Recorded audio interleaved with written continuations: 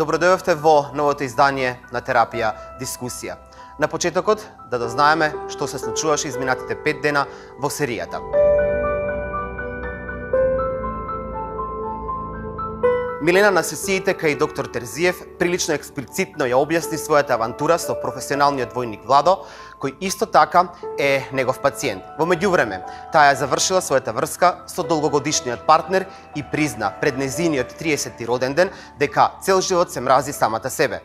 Таа повторно говори за проблемите кои ги има на работното место и кои се дополнителен товар во секојдневието. Ти не си се мразил себе си? Јас? Сум се мразил. Владо ја раскажа својата страна од приказната за љубовната авантура со Милена и искуството како е да се биде за прв пат со друга жена после подолг период. Лошо се покажав. Ги направи сите можни грешки. Искрено, бев изгубен случај. Ивана конечно при крајот на сесијата призна дека сакала пред незгодата со велосипед незиниот живот да заврши. Јас сум лудача. На крајот од сесијата, Ивана со таблети повторно се обидува да си го одземе животот.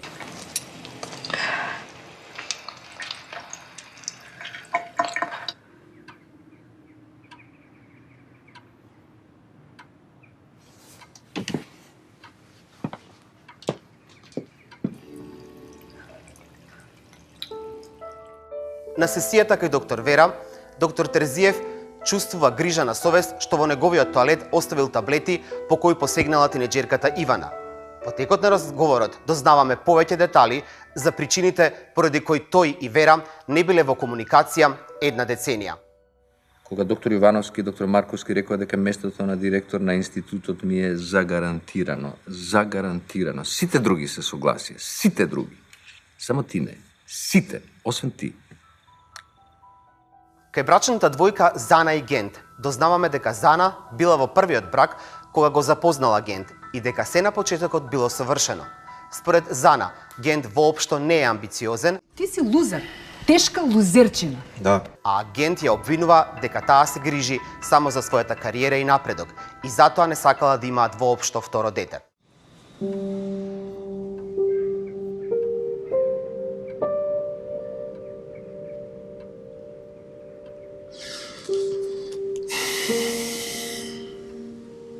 Мислиш дека уште ме сака?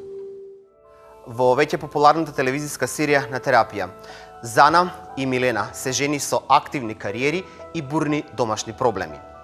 Милена е млад анестезиолог во државна болница која се обидува да се држи до етичките норми на работењето, додека пак Зана е проект менаџер со големи амбиции во светски позната маркетинг агенција. Таа сака да најде баланс меѓу улогата на родител и сопствената кариера. Од друга страна пак, мајката на Ивана работи како воспитувачка во градинка, но дополнително работи како куќна помошничка за да обезбеди нормално живење на семејството.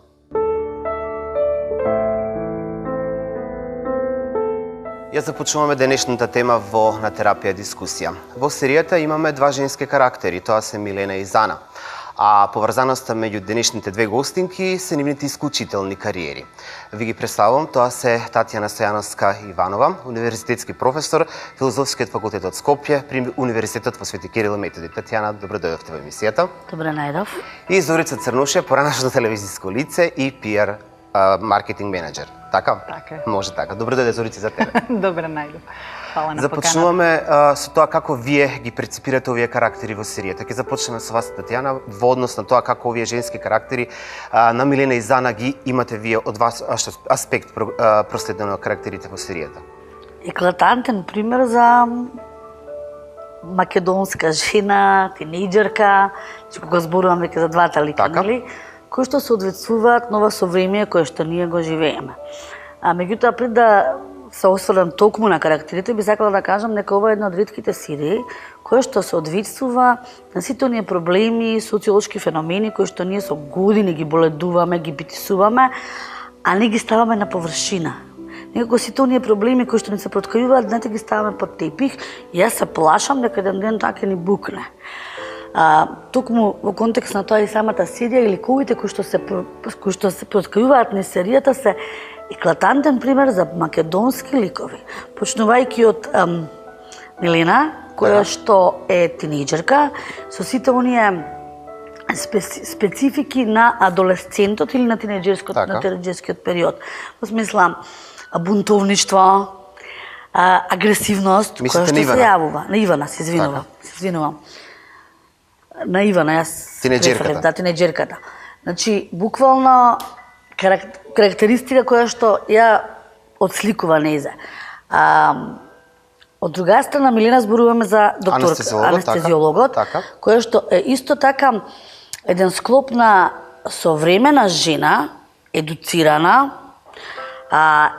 надворешно прикажана како силна, цврста, знаеш што сака, но самата серија ни покажува дека однатре може би кршлива со сите оние пропратни проблеми кои што со себе ги носи. Анализирајќи ги женските ликови. Зана исто така, современа жена во контекст на тоа, сега не би направила разграничување во однос на етничката припадност, македонка и албанка, бидејќи тука ми се поклопуваат во однос на современите ликови. Една жена еманципирана, образувана, која што знае што сака, која што сака да направи еден добар баланс, поготово кога станува збор за Зана помеѓу семејството, професијата, и тука настанува всушност и да речем тој дисбаланс што може да се, и што се јавува како реалност во нашето општество. Значи, како ликови, велам, соодветни на жени, современи, кои што се реални во нашето македонско современо општество. Зорица, Тања тоа го кажа од аспект на ликовите во серијата. Колку ти од твој личен аспект тоа можеш да го видиш секојдневно? Значи, она што тоа го кажа, ти како преку примери, да речеме, би успела тоа да ни го доловиш? Па, зборнавме пред малку дека живееме прилично, може би во микро или во наносвет, со многу ограничени контакти, може би деловните контакти се поизразени во овој период од мојот живот отколку приватните, затоа што на сметка на работата, остатокот од времето гледам да го посветам на семејството, социјалниот живот ми е прилично запоставен, што значи дека немам добар увид во тоа што се случува во макрокосмосот. Значи, немам добар увид во тоа со какви проблеми или предизвици се соочуваат моите врснички, например. Можам да кажам за мојот потесен круг на пријателки или колешки, или мојот потесен круг на соработници. Верувам дека она со што се соочуваме сите се потребата за, да речам, да ги решиме екзистенцијалните прашања. Секогаш се прашуваме за тоа колку треба да бидеме посветени на семејството. Имам прилично себични екземплари околу себе, девојки кои што сметаат дека децата и онака ќе пораснат, и онака ќе истераат некој пат, јас треба да си ја гледам својата судбина, но има и мајки што се многу посветени. Имам примери околу себе што се многу желни за кариера, препознавање, идентификување на нивната вредност како деловни единки, како успешни, професионални поединци. Имам различни, примери околу себе. Тука те прашам што значи современата жена за тебе? Па јас, Тања зборува, Татјана, зборува за тоа дека овие девојки се, да речам, идентификација на современите македонски жени. Случајно, имам контакти со луѓе што живеат надвор и преку океанот и тука. Не мислам дека ние, жените, современите жени во Македонија, само ние се соочуваме со некакви проблеми. Јасно. Само ние или ова поднебје Предрасуди. Така и предрасуди, или предрасуди, така. Дека сметам дека она со што се соочуваме е горе-доле секаде исто. Масата на народ секаде е иста во многу општества, не само на Балканот. Дека современата македонска жена не може да се каже само македонска. Современата жена каде било низ светот, дека сметам дека луѓето на одредена возраст се соочуваат со одредени проблеми или предизвици, понатака како ќе завлезат во животот или ќе остарат или едноставно ќе не знам, ќе надминат некои работи, се соочуваат со друг пар низда или не знам како, друго купче проблеми. Дека современите луѓе, да речам, ако под современо се подразбира да живее во урбана средина и да има некаков си, не знам, сплет на околности или некако да. Така дека тоа е горе-доле секаде исто, можеби околностите не се или животот не ги нуди истите можности, но проблемите на човекот сметам дека се со мало минус. да. Так. Да. Ти благодарам, Зорица. Тања, поради тоа што може Тања, што е за вас современата жена во денешното општество? Како вие сега? Како јас се гледам, дали преку личен пример или преку... Или, Секогаш да. ги гледаме работите преку личен пример или преку примера на нашето најблиско обкружување. Нели, за нас современа жена е жена која што успева на себе својствен начин да ги усклади сите оние обврски кои што ги наметнува современото општество, односно да биде добра сопруга, да биде добра мајка, да биде добар работник, да биде добра пријателка, другарка, сна и така натаму. Меѓутоа, кои се пак сега обврските што не ги наметнува современото општество? Тука, јавиламе тој е посебен социолошки феномен што треба да го анализираме и колку тука може да се наречеме современи. Апропо ставот дека сите ги делиме истите проблеми, истите грижи, но со една разлика. Што јас тоа си го смислив еден термин, кај нас постои се уште не homo balkanicus. Во контекст на нашето општество и нашето обкружување, а тоа е прикажано во серијата. И во случајот, Тоа сакам да посебно ја со прашам. Зана. Камилена и Зана, колку тие се за вас современи и колку се осудени од општеството?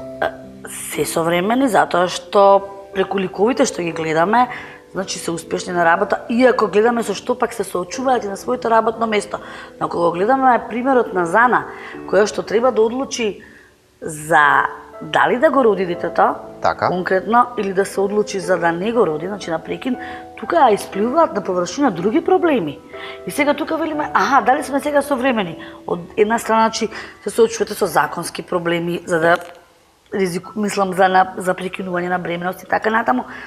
И она што ние сме одговорни за сопственото тело. И од друга страна, не случајно го спомнав homo balkanicus. Ставот на мажот дека е тој кој што треба да биде еден од факторите за одлучување. Така. Тука јас често пати се борам со тој родов стереотип. Да, јасно. Во контекст на тоа е мое тело. И моја ќе биде крајната одлука. Затоа не случајно го споменав нејзиниот лик. И затоа јас ја сметам за современа, еклатантен пример на современа жена, која што знае што сака и на некој начин пробува да направи баланс. Гледаме колку успева, ќе видиме и понатаму, нели? Помеѓу она што е во моментот и што треба да направи. Зана и Ген, како брачна двојка, ги имаме типичен пример, кои што живеат во Скопје. Која би била разликата ако живеат во помали градски средини, речеме Струга и Дебар евентуално. Така. Валандово. Се знаете како, повторно ќе биде во однос на самата поддршка фамилиарна и обкружувањето, затоа што сега не сакам да споменувам имиња, ние имаме етнички албанки, пример кои што се и како денеска признати и познати во нашето обкружување, кои што живеат во рурални средини, а во својата професија се брилијантни. Значи, во тој контекст, меѓутоа постои разлика. Дефинитивно сме правили истражувања кои што покажуваат дека жените од руралните средини многу помалку добиваат поддршка од сопругот, од семејството и од самото обкружување. Тој традиционализам и патриархализам се уште е вкоренет. И не само кај жените албанки, тука имаме на ниво на рурално и урбано. Значи, не само и на ниво на помали и поголеми градови. Но всушност, ако земеме и Скопје една голема паланка, сите сме од некаде дојде некој ќе земете. И ако вие тука може би нема да бидете осудени од таму од каде што доаѓате, ќе се чуе за вас. Значи во контекст на ликовите, Гени и Зана. Зана и Ген? Зана и Ген, се извинувам, значи еклатантен пример на едно семејство кое што не би го сликувала во однос, не би правила дистинкција во однос на македонско. Тоа што имате многу такви примери, каде што мажот сепак сака да биде оној, знаете, што велат, повеќе доминантниот и да одлуката последна биде негова. Тоа е 80% од нашите семејства. Колку ние да се удираме во гради дека сме современи, дека принципот на егал, кај нас е присутен, реалноста покажува нешто сосема друго. Затоа велам, ова се ликови кои што токму го одразуваат нашето секојдневие.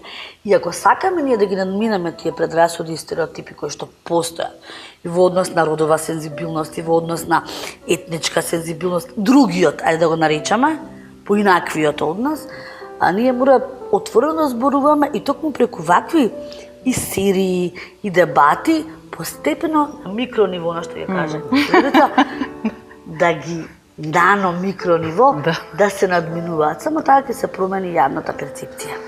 Сега, Зорица, во серијата Зана е мајка и очекува второ дете. Ти како мајка и општеството, колку, значи, активното работење, жената која што има кариера, тоа пречи во родителството, да речеме, во моментот за тебе или за некои твои блиски што се, дали тие се осудени жени кои што сакаат да имаат кариера или го запоставуваат семејството?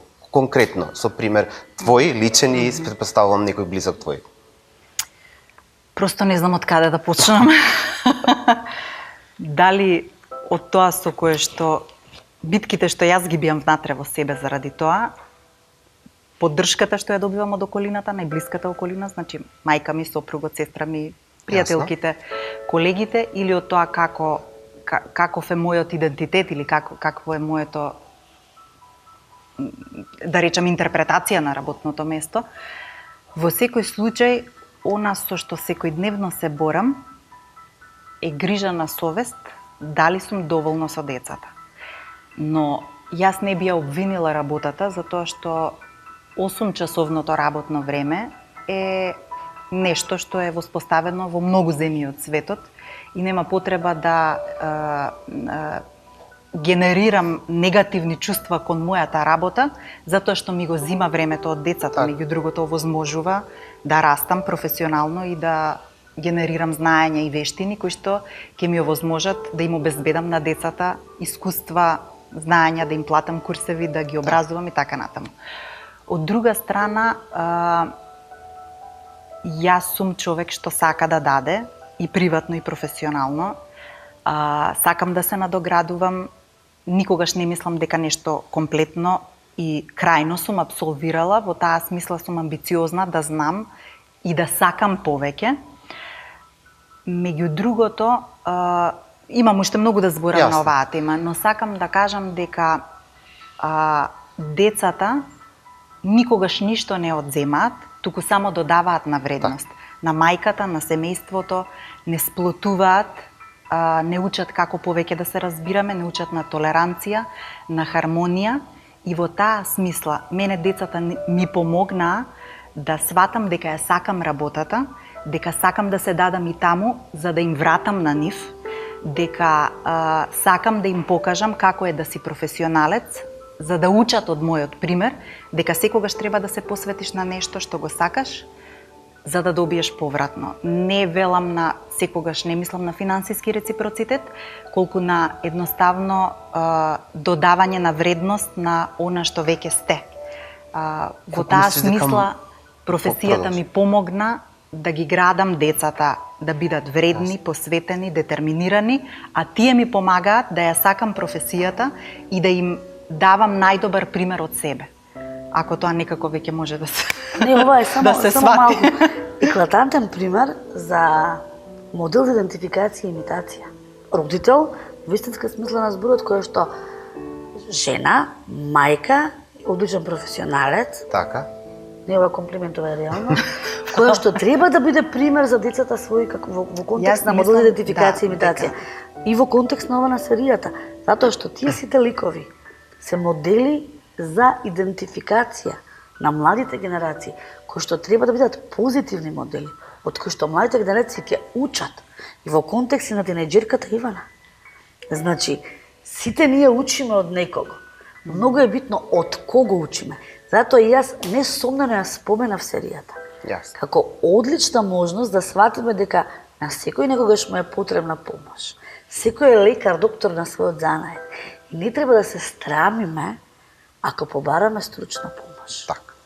Тања, од социолошки аспект, колку жената кога е мајка има проблем при вработувањето или во работата и е проблем да постигне тоа што треба? Дали е хендикеп тоа воопшто ако е мајка? Па кај нас се покажа тоа од едно истражување кое што го правевме пред 2 години, искрено да ви кажам, јас се фрапирав колку одредени предпријатија во тој контекст се затворени и постапуваат дискриминирачки. Значи, тоа јавно никаде не се кажува, но скриено, бидејќи правевме анонимни истражувања, повеќето ни кажаа дека во одредени фирми имате дискриминирачки договори кои што ги подпишувате, дека вие не смеете од кога ќе се вработите во рок од 3 до 5 години да се омажите и посебно да забремените, затоа што веле тие вас ве подготвуваат, ве едуцираат, на некој начин вложуваат во вас и сега наеднаш вие ходите на продумно смета како нешто страшно и ќе треба друг кадар да го едуцира за истата работа, што мислам дека е крајно дискриминирачки. И тоа треба да се поткрени исто така на едно јавно ниво, поготово во македонското општество. Тоа сакав и да ве прашам, како е ова регулирано во светот, при тоа што ова е веќе проблем? Ова е проблем, меѓутоа во светот отворено се зборува. Вие во сите, да речем, светски компании, знаеме за тие менаџерски договори. Јасно. Не постојат, мислам дека крајно дискриминирачки и јавно говорам, како што постојат тоа кај нас. И не сакам јас да кажувам кои се тоа предпријатија, така, меѓутоа тука жената се чувствува внатрешно нереализирана. И сега знаете, кога треба да бирате, дали да се... Тоа е таа борба кај вас. Што да одберам? Дали да се реализирам? И тука веќе имате, мора да изберете.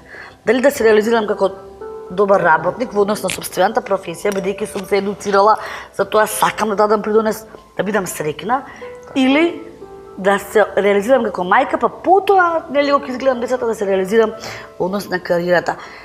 Тоа двојство што се јавува, верувајте како може фрустрацијата да доведе до фрустрација кај самата личност.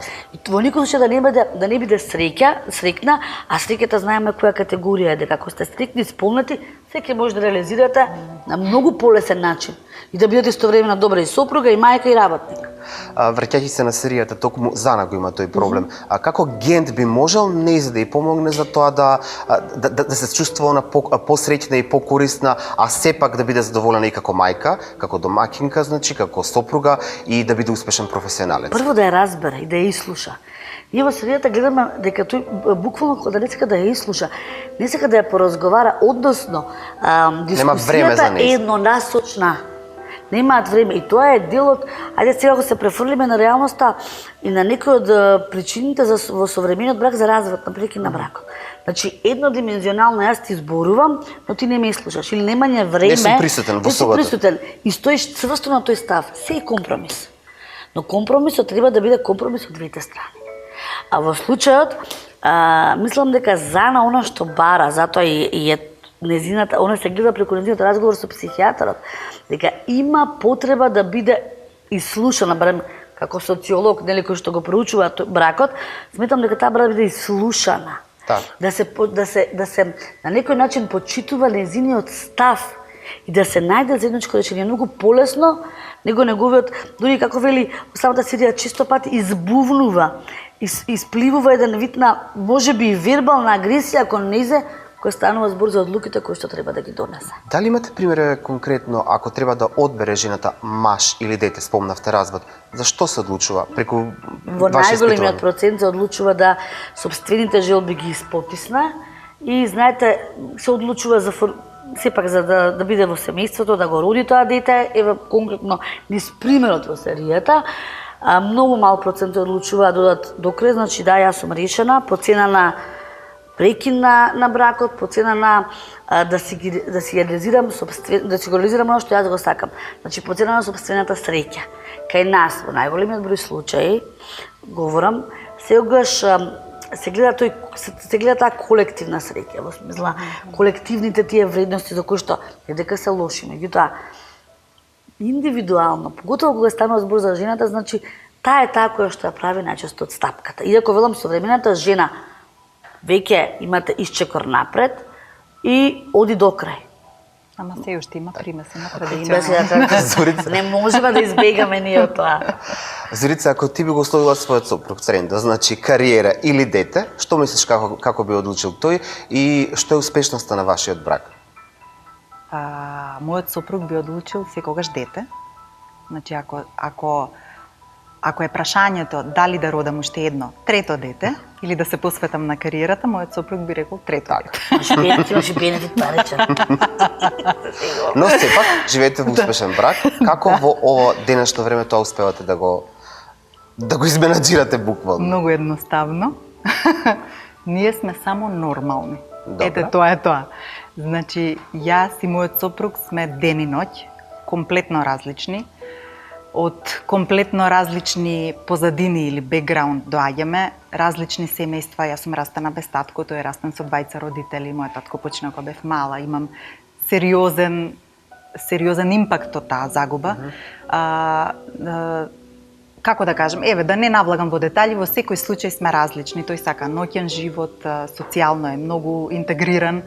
Јас сум по-скромна во тој поглед, да речам, затворена. Вака, сум екстровертна, ама во суштина сакам да се држам до најблискиот круг на пријатели, луѓе и роднини. Во суштина, толку сме различни, а толку сме хармонични да е тоа чудо за сите околу нас. Од прилика сме 17 години заедно, ама мислам дека делиме иста визија за тоа како сакаме да остареме, како сакаме да си ги гледаме децата, исти вредности, иста некоја семејна или некоја потреба за семејно сплотување. Не знам како да го објаснам подобро тоа. Во суштина многу си го сакаме семејството и веројатно сакаме исти работи и тоа е тоа што не држи заедно. Љубовта кон децата, љубовта еден за друг, некое основно разбирање дека сме различни. И што сме нормални. Дека сме нормални. Мислам, не сакаме екстремни работи во животот и сме така прилично на земја. Тања, проблемот кај сладки проблеми има кај оние жени кои што се на повисока функција, при тоа што тоа им носи и бенефит, да речеме. Што е со оние кои што имаат физичка работа, значи станеме текстилна индустрија или жени кои што работат понапорна работа, како тие, дали имате пример како тие успеваат во денешницава да се снајдат во улога на современа жена? Па малку потешко, затоа што кога нив би ги прашале или јас пак ќе се велам, нели ние социолозите велиме за нас фактите се закони, фактите што покажуваат дека тие жени кои што работат, причому текстилна или некоја друга индустрија, која што се по-физички кои што се на норма, така. Многу малку се вклучени во социјалниот живот. Многу помало од нив процент имате во вклученост во политиката. Значи во во сферата на јавниот живот. Тие се повеќе бидејќи сепак нивната работа, ако се спореди со другиот тип видови на професии, бара и физичка и доста ментална, да речам, исклучиво енергија која што е насочена кон работата. И тоа е многу повеќе исцрпува реално. Тие се истовремено добри сопруги, добри мајки, ги обавуваат сите оние активности кои што се очекуваат, без разлика дали сте современа или не сте современа. Знаете како велат на крајот на денот. До срцето на мажот се стигнува преку стомак. Мислам, искрено, ова е една реална поговорка која што често пати ми се потврдува. Значи, вие колку сакате бидете современа, тоа е исто така во доменот на она македонскиот маж. Па и балканскиот. Ако не знаете да готвите? Не само ако не знаете, да си има. Знаете како велат, да чукне лажицата барем 2 пати неделно и тогаш ќе бидете. Секој од нас верувам изорите и јас се соочуваме со тоа. Значи да, јас можеби да пичувам до 40 наутро, но во 5 сат ќе го ставам графчето да се вари. Тоа е нашата реалност и не бегаме од тоа, тоа не е нешто страшно. Јута велам во контекст на онаа жена која што работи во фабрика, која што работи трета смена. Многу помалку е вклучена во социјалниот живот, како што кажа, во политичкиот живот, многу помалку време има на крајот и за себе. Затоа што физичката работа и како исцрпува повеќе.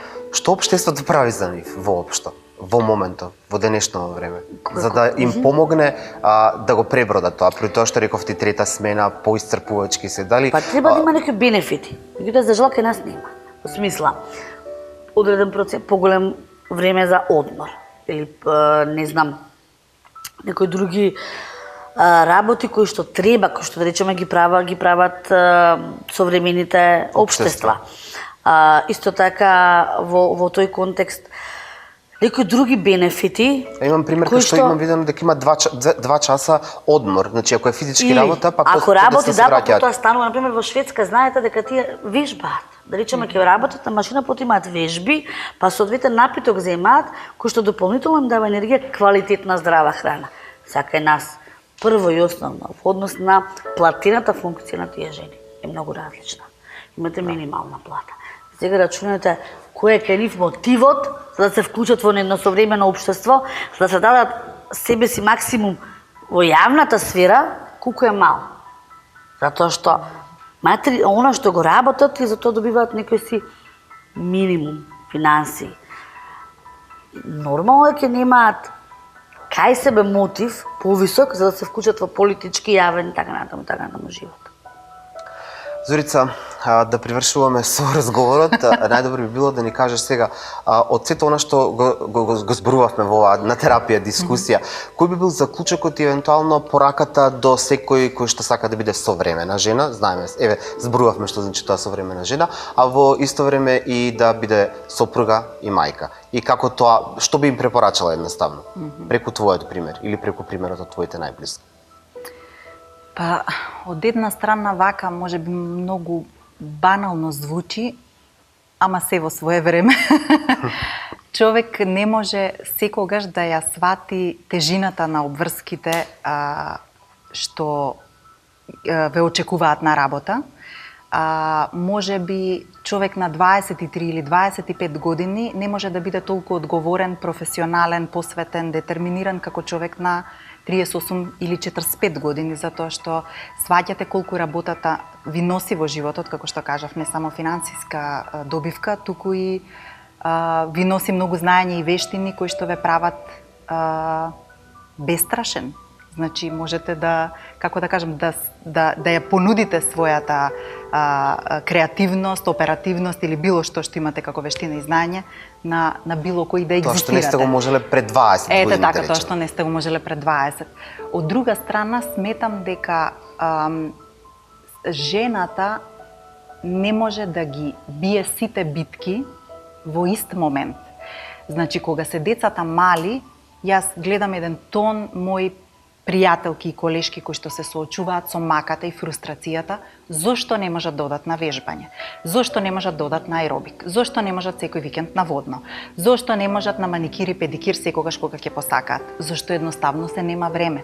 Од таа причина, мојата порака би била жените да не се фрустрираат. Иако ова го зборам и е илузија, затоа што сум јас фрустрирана 90% од времето.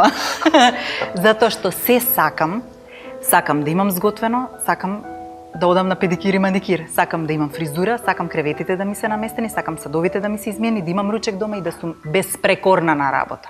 И во таа смисла, бидејќи се во денот не може да биде 100% завршено, сум фрустрирана дали ради ова, дали ради она, заради нешто.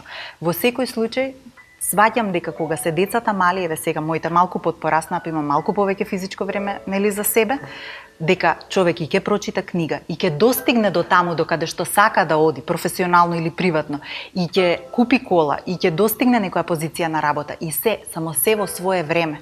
Не може секогаш во исто време да се растат деца, да се гледа фамилија, да се инвестира во семејство, во куќа, во кола, во стан и да се биде на работа безпрекорен, така секогаш нешто ќе недостасува, само човек да научи да живее со тоа и да научи дека ќе дојде тој момент што го посакува, само треба малку трпение, посветеност, работа, инвестиции во знаење, во вештини, финансиски инвестиции, како и да е, само нека не се фрустрираат, ако е возможно. Тања токму тоа. Како да не се фрустрираат? Златната средина, она што уште на времето Аристотел го рекол, златна мера.